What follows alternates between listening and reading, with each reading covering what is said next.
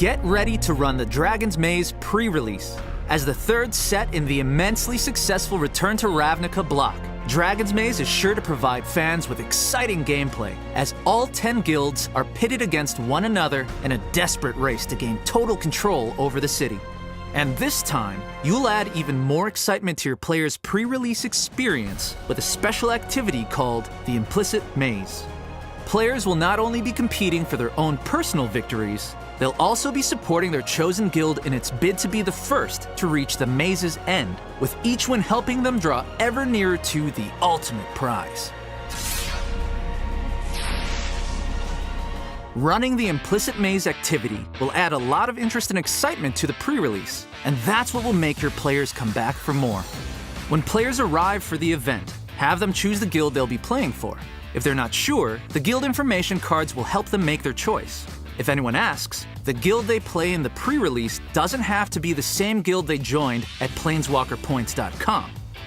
When they've picked a guild, give them the corresponding guild insignia button and a guild pre-release pack that includes their chosen guild.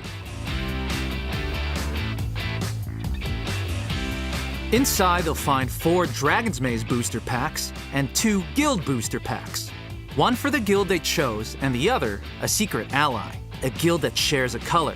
Once your players have built their decks, it's time to start playing.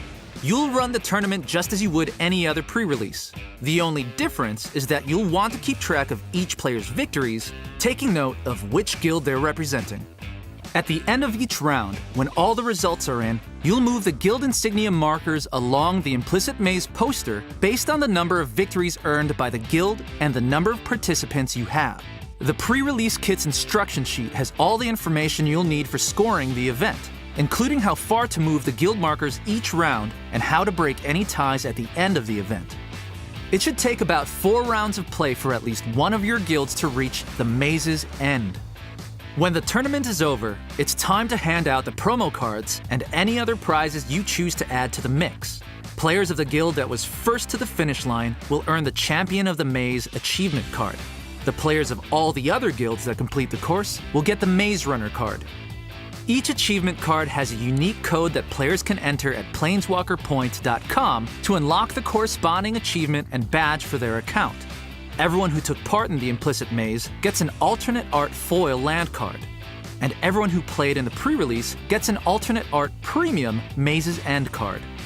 The more you put into your events, the more your players will get out of them. And that's what entices them to keep coming back, and to bring their friends along, which is how you build a strong and vibrant player community. So be ready for them. Your bundled pre-release event and Implicit Maze kits will arrive about a week before the pre-release. If you've run a pre-release before, the materials you'll get in the pre-release kit should be very familiar.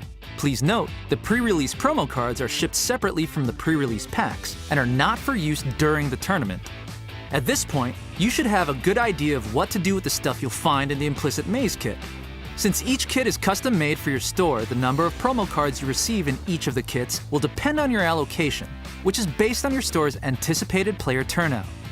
Also based on your allocation, you'll get a number of guild pre-release packs, which come in cases of 20, one for every combination of the allied guilds in Ravnica.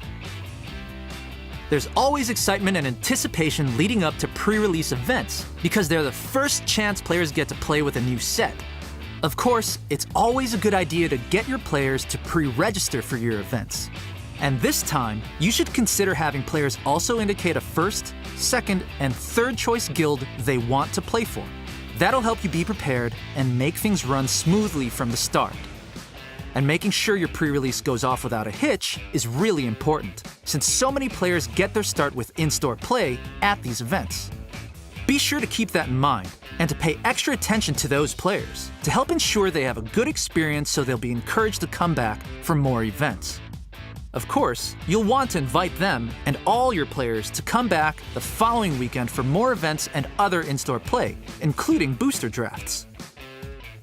So, as you prepare to run your Dragon's Maze pre-release, really familiarize yourself with the instruction sheet and check out the WPN website for other tips and advice. As we've seen from the unprecedented success of the Return to Ravnica and Gatecrash pre-release events, the struggle between the guilds adds a fun dynamic to the always exciting in-store gameplay. And the implicit maze will take it even further, so you can look forward to having a store full of friendly competition that will help strengthen your community of players. Thanks for watching.